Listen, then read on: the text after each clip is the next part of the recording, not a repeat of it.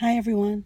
So, for my next sanctuary moments, I was going to talk about friends and the importance that they have in our lives. But as I was thinking about the friends that I have been blessed with and how some of them are like sisters to me, my mind rested on my actual sister. I had one. Her name was Anne. Anne was 7 years older than me. She was just hard down beautiful. She was pretty.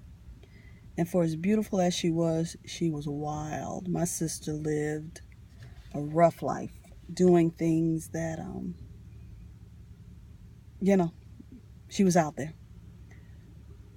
And I kind of resented her. There's no kind of, I did resent her for that. I had some resentment.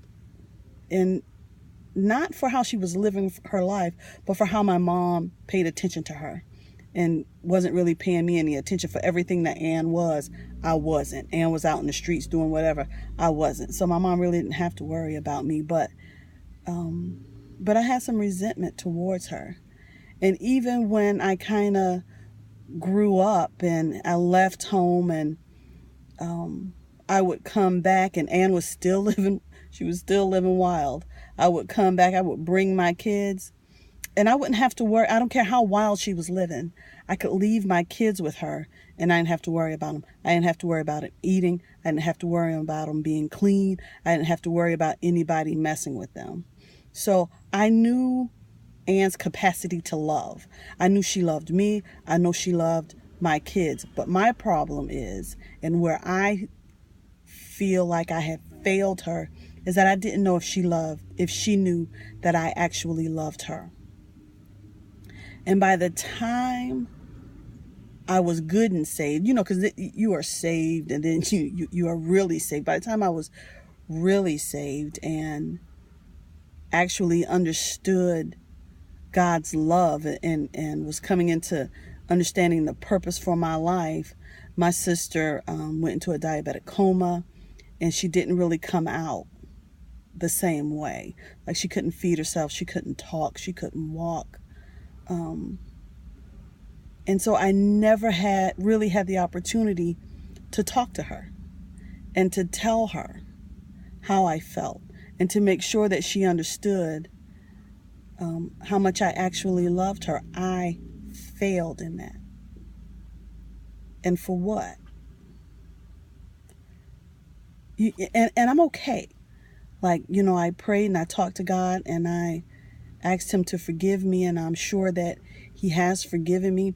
But it still bothers me that I failed my sister. And when I talked to her, I don't know if she heard me. I don't know if she was thinking in her head, I don't have anything to forgive you for. We're all right. Or, yeah, okay, I guess I'll forgive you. Or I don't know if she said, no, I ain't going to forgive you. You treated me wrong. But, like, I don't know. And life is short. And so, I know in the word where it says in all things, God is working for good. Not that everything is going to work out for my good, but it says that in all things, God is working for good. So in this thing with my sister and how I feel like I failed her, let this be some good. I want you to go and fix your stuff before it's too late.